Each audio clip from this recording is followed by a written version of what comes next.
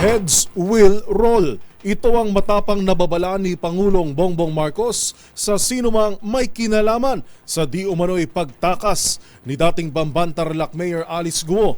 Ayon pa sa Pangulo, isang malaking kalapastanganan sa ating justice system ang pagpuslit ni Guo palabas ng ating bansa. Narito ang balita ni Leth Narciso.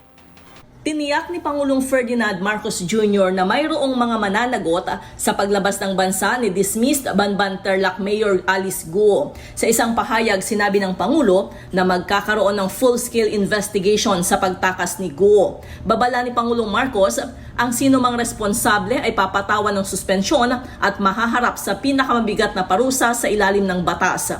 Ayon sa Presidente, ang pag-alis ng bansa ni Guo ay malinaw na patunay ng korupsyon na nagmamaliit sa sistema ng hustisya ng bansa at nag-aalis sa tiwala ng taong bayan.